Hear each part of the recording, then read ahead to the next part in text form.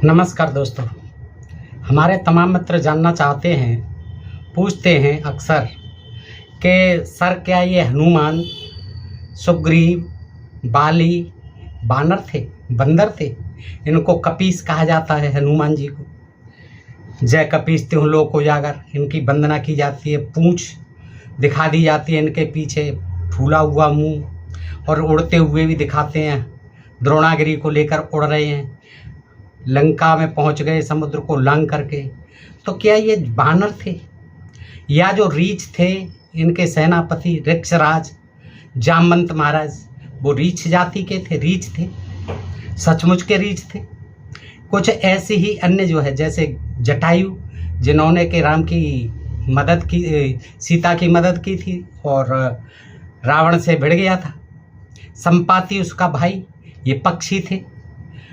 और गरुड़ ये जो है विष्णु को ढोते हैं। और वो नाग जो शिव जी के गले में लिपटे रहते हैं। ये क्या मतलब है इनका?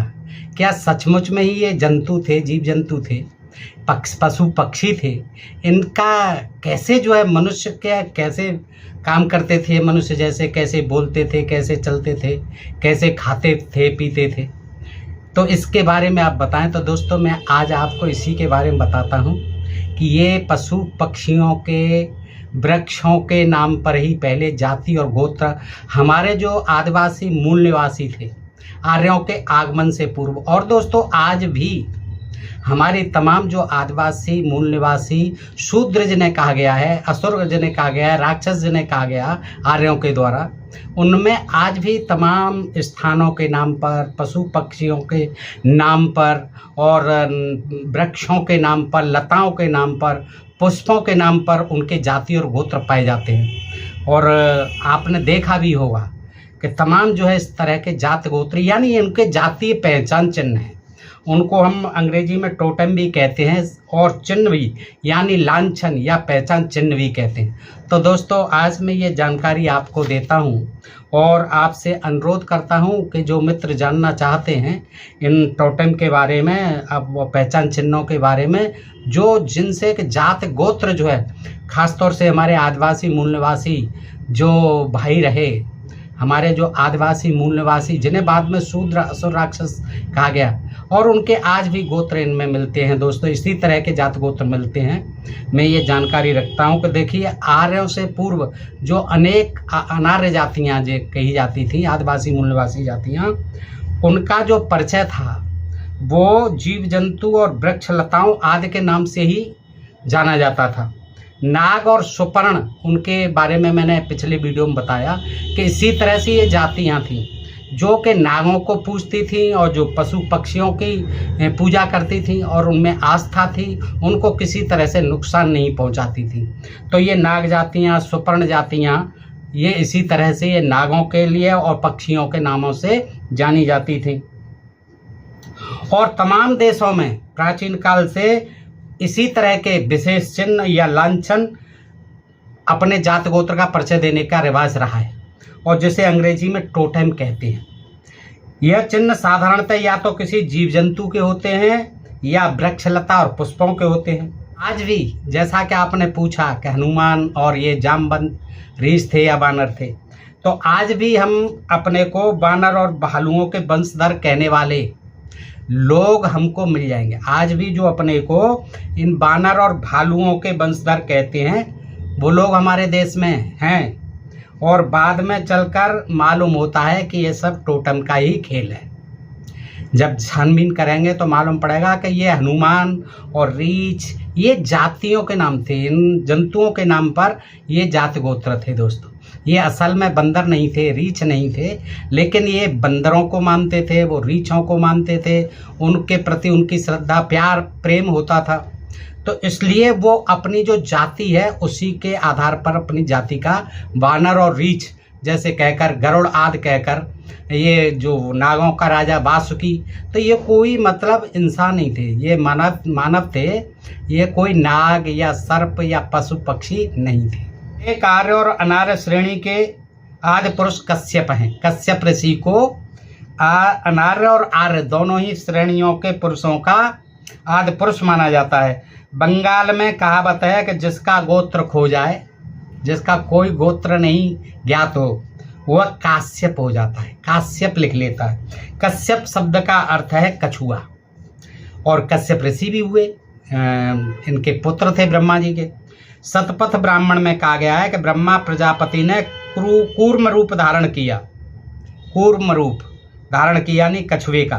कूर्म और कश्यप वस्तुतः एक ही चीज है, इसीलिए यदि कोई भी व्यक्ति कूर्म या कश्यप को आदि पुरुष कहता है तो गलती नहीं करता, और लगता है ये कुर्मी जाति भी किसी न किसी प्रकार से कूर्म यानी इसी कच्छप से या कश्यप से संबंधित रही है। क्योंकि जो कूर्म है, कूर्म पुराण में कूर्म जो दिखाया गया है वो कच्छप अवतार ही है, और उसमें जो है मंदराचल के नीचे लेटे हैं, उनकी पीठ पर ही तो मंदराचल चला है, विष्णु जी की पीठ पर कूर्म का अवतार धारण किया उन्होंने, और मत्स्य अवतार भी उन्होंने धारण किया। रिजली साहब ने अपने प्यूपिल ऑफ इंडिया नामक विशाल ग्रंथ में टोटेम के संबंध में अनेक बातें लिखी हैं।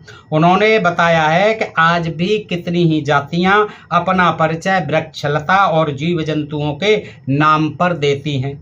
जिस जाति का जिस वस्तु से परिचय है, अर्थात जो जिसका टोटेम है, वह जाति उस वस्तु को न तो कभी नुकसान पहुंचाती है, ना उस पर कभी चोट पहुंचाती है, न आघात पहुंचाती है, न उसका असम्मान करती है, अपमान या निंदा नहीं करती, जो जिसका टोटेम है यानी पहचान चिन्ह है, और न साधारण व्यवहार में उसका प्रयोग करती है।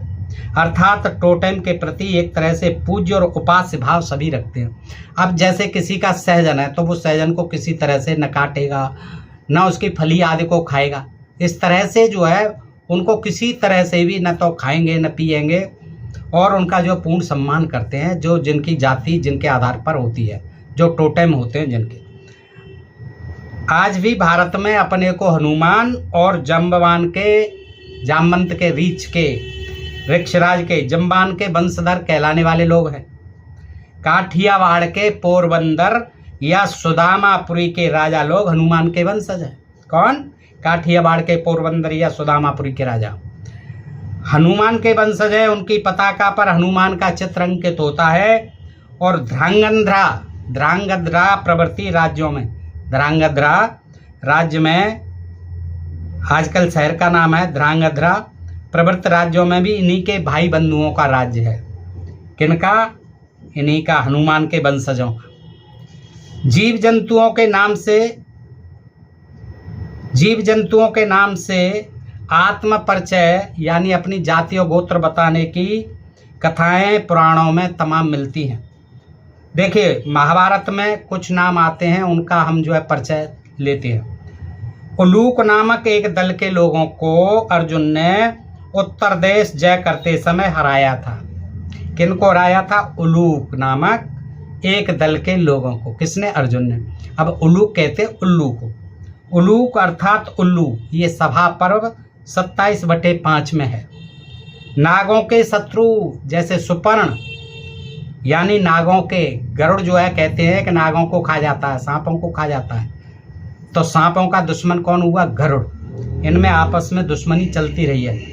तो नागों के शत्रु जैसे सुपर्ण यानी गरुड़ थे, उसी प्रकार उलूक काकों के शत्रु थे। काक माने कौआ, और उलूक जो है किसके शत्रु थे? वो कौआ भी होते थे, काक जाति भी होती थी, इसीलिए इन्हें काक बैरी कहा गया है। इनको उलूकों को इसीलिए इन्हें काक बैरी कहा गया है, उलूकों को। लिंग पुराण उत्तर पर्व 3 64/67। इन काकजात के योद्धाओं की कथा भी भीष्म पर्व 9/64 में दी हुई है।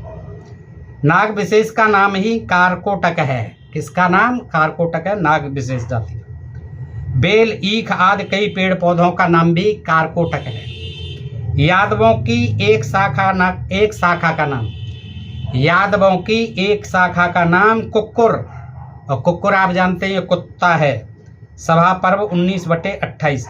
इनकी चर्चा सब समय अंधकों के साथ है। किनकी? कुक्करों की, जो यादवों की एक शाखा है। किनके साथ है इनकी चर्चा? जो अंधक वंश था उनके साथ। हरिवंश के 38वें अध्याय का नाम ही कुकर वंश वर्णन है। एक श्रृगाल राजा के साथ भी एक श्रृगाल राजा के साथ भी श्री कृष्ण की लड़ाई का हाल हरिवंश 100वां अध्याय से मालूम होता है। वह भी क्या ऐसा ही कुछ है। सभा पर्व में रासव यानी गधा जात का भी उल्लेख मिलता है। भीष्म पर्व में संजय धृतराष्ट्र से नाना नद नदी और जनपदों का परिचय देते हैं। वहाँ मनुष्यों में मत्स्य, गोधा यानी गोह, देखिए इनके आधार पर ये जातियों के नाम थे। ये सब जो है महाभारत आदि ग्रंथों से मालूम पड़ती है।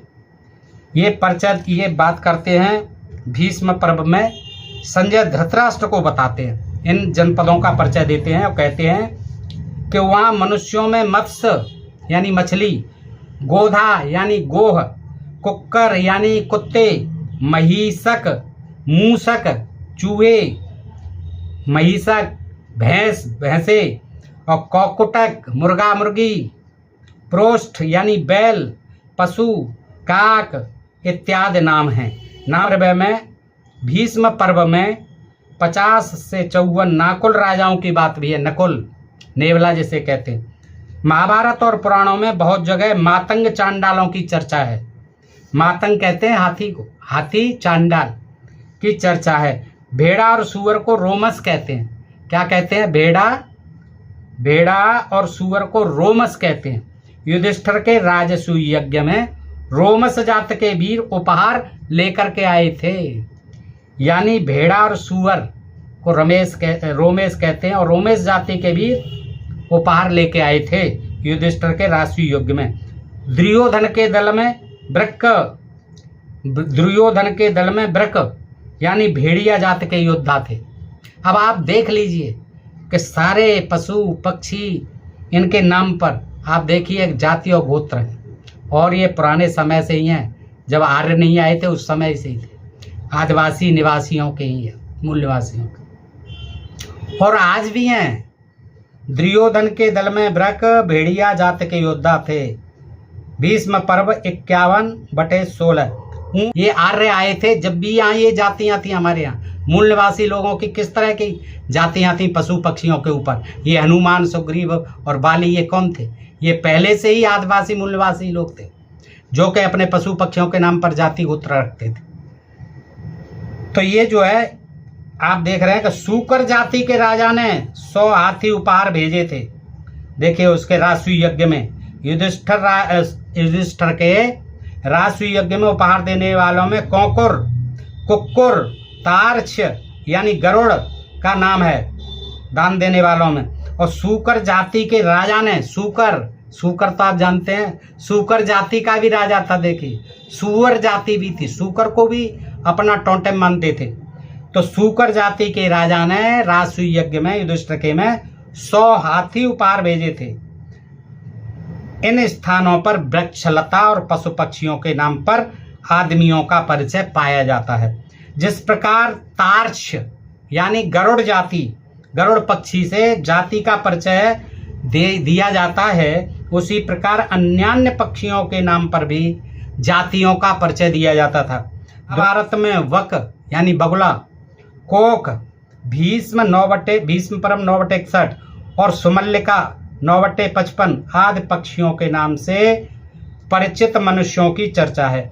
सुमल्लिका एक प्रकार का राजहंस है और कोक चकवा को कहते हैं। किसे कहते हैं? चकवा को कोक। हंस कायन सभा पर्व 52/14 हंस मार्ग, हंस कायन, हंस पथ जात के आदमियों के नाम भी हैं। इनका या तो हंस पक्षी से टोटेम का संबंध था या फिर हिमालय के जिस पथ से हंस मान सरोवर को जाते हैं ये वहीं के रहने वाले थे।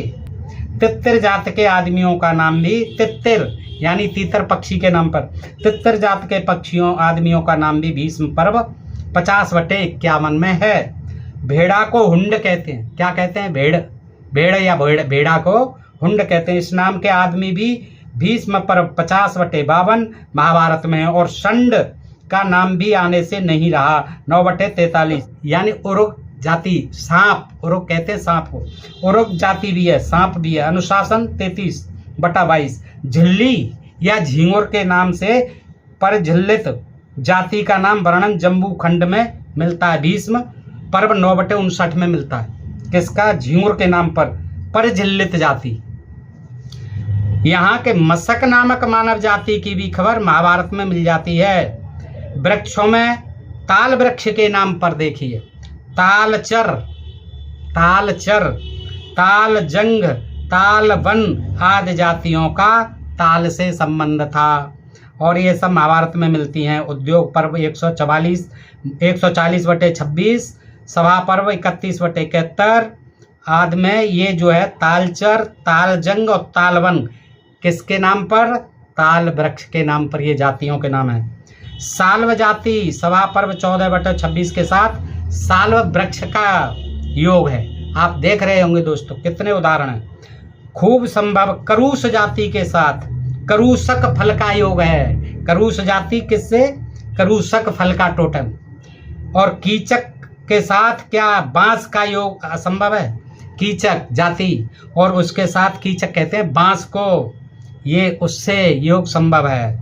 और दार्व यानी दावी वृक्षों का योग हो सकता है। दार्व जाति के साथ दावी वृक्षों का योग हो सकता है। जागुड़, जागुड़ भी है। राम हींग भी सभा पर्व 32/12 है। जागुड़, जागुड़ जाति का संबंध हींग से है जिसे राम भी कहा गया है और सभा पर्व 32/12 है। आजकल के काबुली पठानों के साथ इसका क्या संबंध हो सकता है? क्योंकि वहाँ हींग ज़्यादा पैदा होती है तो उनको जागुड़ और उसका मतलब हींग।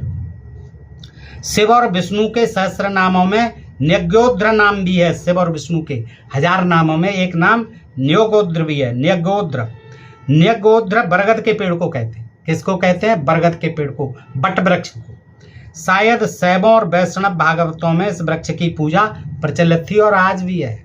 आज भी बट वृक्ष की पूजा करते हैं। तो ये विष्णु का एक नाम है और शिव का भी एक नाम है न्यगोद्र। शायद शैवों और वैष्णव भागवतों में इस वृक्ष की पूजा प्रचलित थी। शिवियों के साथ शायद शिव जी का संबंध है शैवों के साथ। शिव और गणपति का नाम अज है। क्या है? अज, शिव का और गणेश का। अज नामक मनुष्यों की जाति का उल्लेख पहले किया जा चुका है, बताया गया। अज माने बकरा, बकरा भी है। दक्ष का नाम जो अजमुख पड़ा उससे क्या यही कथा बताई गई है कि जिनके मुख में देवता का नाम था उनके मुख में अब शिव का नाम आया। इस समय उनका उपास्य देवता शिव होने से उनका नाम हुआ अजमुख या शिवमुख। अज माने बकरा भी है, अज माने शिव भी है। काट करके दक्ष का जो सिर काट दिया था वीरभद्र ने, फिर जो है शिव जी ने ये बकरे का सिर लगाया था। तो शिव जी भी अज है और बकरा भी अज है, इसीलिए दक्ष का नाम क्या कहलाया? अजमुख। यह स्मरण रखना चाहिए कि शिव के गणों में से एक का नाम अजपाद या अज एक पाद था। किरात जाति के साथ किरात वेशधारी शिव का भीतर ही भीतर संबंध होना असंभव नहीं है। किरातों का संबंध रहा है। गुह कार्तिकेय का नाम है और शिव विष्णु के सहस्र नामों से यह एक नाम भी है। गुह शिव का भी, विष्णु का भी और कार्तिकेय का भी। इस जाति के आदमियों की चर्चा भी पाई जाती है। गुह जाति के लोग भी मिलते हैं। दक्षिणा पथ में इनका जन्म हुआ था गुह जाति के लोगों का, और इनका नाम पुलिंद और सबर आदि के साथ लिया गया है। गुह, पुलिंद और सबर ये सब आजकल जनजाति आदिवासी लोग हैं। मतंग जाति के साथ मातंगी देवी का योग होता है। गणेश का नाम हेरम्ब भी है। क्या नाम है? हेरम्ब। सभा पर्व 31/13 में एक हिरंबक जाति का नाम भी है। इस प्रकार नाना उपास्यों के नाम से यानी देवताओं के नाम से भी नाना मानव मंडली का परिचय पाया जाता है, अथवा उन सब जातियों के नाम पर उनके उपास्य देवता जो उनके इष्ट देवता हैं प्रसिद्ध हुए हैं। जिस मानव मंडली में जो देवता पूजित हुए हैं उस मानव मंडली का लांछन या टोटेम ही संभवतः उस देवता का वाहन पूजित हुए हैं। जिन्होंने गणेश को माना तो उनके चूहे, जैसे उनका वाहन चूहा है, और विष्णु जी को माना तो उनका जो वाहन गरुड़ है वो गरुड़ उनका टोटेम हुआ, और वो गरुड़ जाति हुई। संड जाति के लोग वो शिव को भी पूजते हैं और नाग भी हैं। सुपर्ण या गरुड़ विष्णु के उपासक हैं। कई जगह विशेष विशेष देवता ही विशेष विशेष मानव मंडली के टोटेम है। रिजली साहब ने पीपल ऑफ इंडिया नामक ग्रंथ में भारत के आदिम निवासियों की जो तालिका बनाई है उसमें टोटेम का अच्छा परिचय मिलता है। इन जीवों के नाम पर ही इनका गोत्र हुआ करता है। देखिए ओराम जाति के इसी प्रकार के 73 गोत्र या विभाग हैं। इनमें तिरकी, देखिए आराम जाति जो है आदिवासी जाति हैं, इनमें जो है 73 जातियां जो है गोत्र या विभाग इसी तरह के हैं। जैसे कि इनमें चुईया, तिरकी, एक्का, कछुआ, लाकड़ा यानी लक्कड़बग्गा, बाघ, गैंडे, हंस, खोएपा यानी जंगली कुत्ता, मिनकी, मछली, चिर्रा, गिलहरी आदि हैं। पृष्ठ 793। संथालों में एर्गो यानी चूहा और मुर्मू नीलगाय, हंस, मारुड़ी जंगली घास, बेसरा यानी बाज और हेमरण सुपारी, शंख, कारा भैंस आदि गोत्र हैं संथालों में। देखिए और आपने देखा ये ओराम जाति के लोग हैं, इनमें भी ऐसे ही गोत्र हैं और ये जातियों के ऊपर ये आपने देखा कि किस तरह पशु पक्षी और वनस्पति पेड़ पौधों के नाम पर हैं दोस्तों। तो दोस्तों मैंने ये जानकारी आपको दी, और भी इसमें जानकारी है, वीडियो बड़ा हो जाएगा, फिर मैं कल आपको इसी से संदर्भित जो है और भी जातियां हैं उनके गोत्र और जाति के जो टोटेम है उनके बारे में बताऊंगा। दोस्तों इस जानकारी को बताइए आपको कैसी लगी, और आपके इर्द गिर्द या आपके संज्ञान में कुछ जातियां ऐसी हैं जिनके आज भी वृक्ष और पशुओं और पक्षियों के नाम के ऊपर जो है जाति गोत्र हैं। अगर आपको जानकारी में हो तो कमेंट में अवश्य बताएं दोस्तों। फिर मिलते हैं इसी जानकारी के साथ अगले वीडियो में, तब तक आप सब मित्रों का हृदय से आभार, नमस्कार, जय हिंद, जय भारत दोस्तों।